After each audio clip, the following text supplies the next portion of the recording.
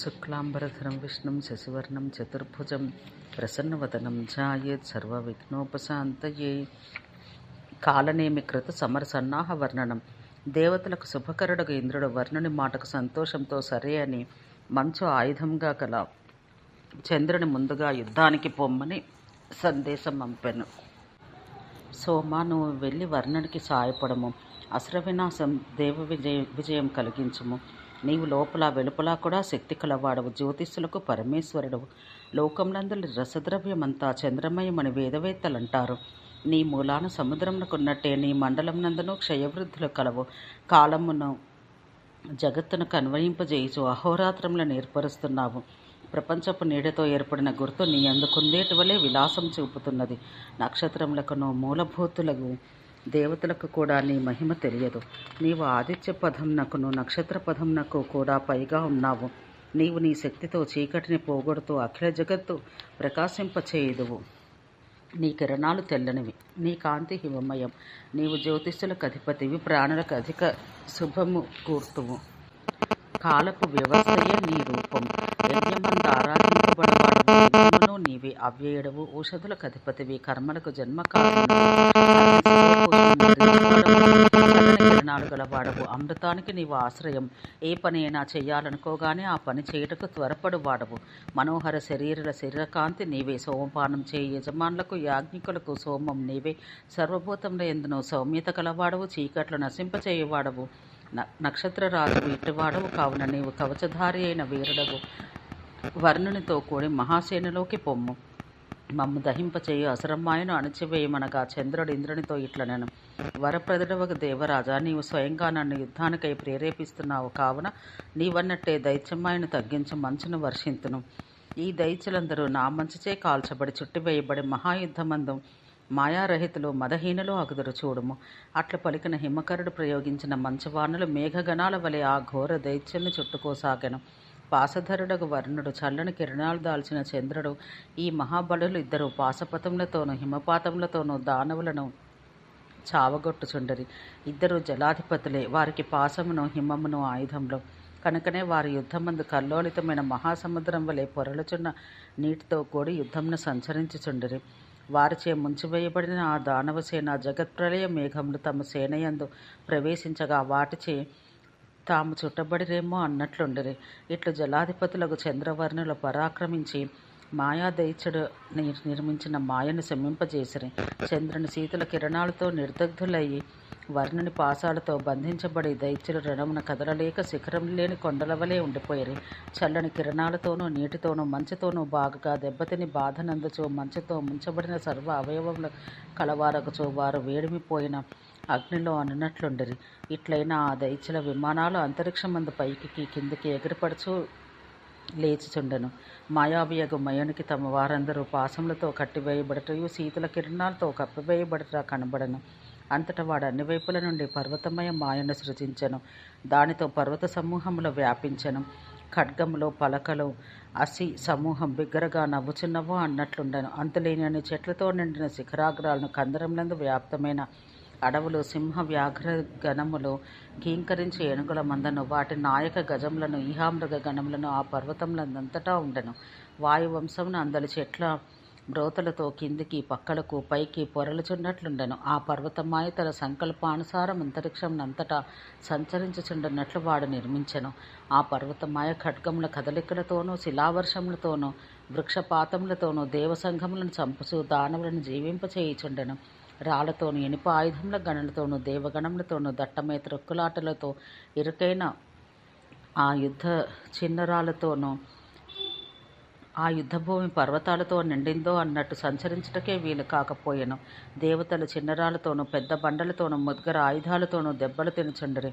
వృక్షాలచే అడ్డగించబడనివాడు దేవతల్లో ఒక్కడూ లేకుండెను. ఒక్క గదాధరుడు విష్ణువు తప్ప దేవతలందరూ ధనువులు విడిచిన వారు ఆయుధములు విరిగినందున దుఃఖంచే కాంతిహీనులో అయిపోయిరి. వారు ఏ ప్రయత్నం చేయజాలక ఉండిరి. శ్రీమంతుడు జగదధిపతియు అగు గదాధరుడు మాత్రం యుద్ధరంగమందే చలించక నిలిచి ఉండెను. కోపించనైనా లేదు. ఏలనతడు ఈశానుడు, సర్వశక్తిశాలి, సహన శక్తిశాలి, కాలతత్వం మెరిగినవాడు. కావున అతడు అప్పుడు నల్లని మేఘం వలె ప్రకాశించు ఆ హరి యుద్ధమందు తగిన సమయానికి ఎదురు చూస్తూ దేవాసురుల దొమ్మి యుద్ధం చూస్తూ కొంత తడవు ఉండిపోయాను. అంతలో అతనికి అగ్నివాయువులు కనబడగా వారు నారాయణచే ప్రేరించబడి మాయను నశింపచేయను ఆరంభించిరి. వారిద్దరూ ఆ మహాయుద్ధాన మహావేగమున వృద్ధి నంది ఆ పర్వతమాయను దహించి భస్మమనర్చి నశింపచేసిరి. వారిద్దరూ పరస్పర సహాయంతో ప్రళయకాలమందు వలె వ్యాపించి ఆ దైత్యసేనను కాల్చివేసిరి. మొదట వాయువు ఆ సేనలో ఒక చోటికి పోవును, అంతటా అగ్నియు పోయి అచట కమ్మును. ఇట్లు వారిద్దరూ ఆటలాడుచున్నట్లు ఆ దానవ సేన యందు సంచరించిరి. ఇందుచే దానవ విమానాలు భస్మరేణువులై ఎగురుచూ పడుచూ లేచుచుండెను. కొన్ని విమానాలు ముక్కలై అంతటను పడుచుండెను. కొన్ని వాతస్కంధములలోనికి ఎగరగొట్టబడిన. అగ్ని తన పని తాను చేసెను. దేవతలు మాయాబంధ ముక్తులైరి. గదాధరుడు స్థుతులు అందుకొనుచుండెను. దైత్యులు ప్రయత్నహీనులైరి. త్రిలోకములను బంధముక్తి నందనం. దేవతలందరూ బాగుబాగనుచూ సంతోషించుచుండరి. ఇంద్రుడు జయించెను, దైత్యులోడిరి. దిక్కులెల్ల నిర్మలములయ్యను. ధర్మం విస్తరమంది లోకమున ప్రవర్తిల్లను. చంద్రుడు మరలా తన స్థానమునకు మరలి వచ్చెను. దివాకరుడు స్వస్థానమున నిలిచెను.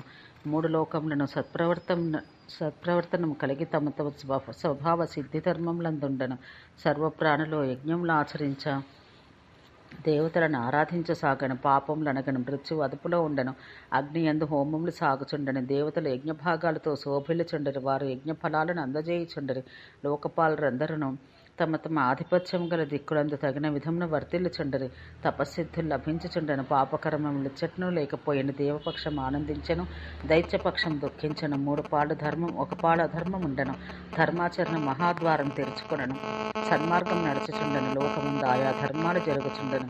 బ్రహ్మచర్యాద్యాశ్రమాలనందున్న జనులు తమ తమ ఆశ్రమ ధర్మములందు నిలిచి ఉండరి. రాజులు ప్రజారక్షణ తత్పరులై ప్రకాశించుచుండరి. లోకమున కల్మషం ప్రశాంతమయ్యను. దానవుల తమోగుణం అణిగెను. ఇట్లు అగ్ని వాయువులు జరిపిన యుద్ధకృత్యం ముగిసెను.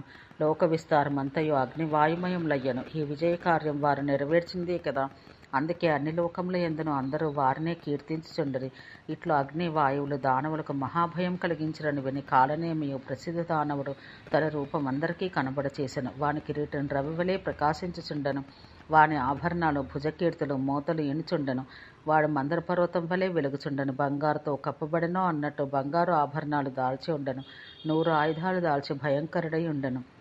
100 బాహువులతో, 100 మొగవులతో, 100 తలలతో శోభిల్లుచు శతశృంగ పర్వతం వలె వాడుండెను.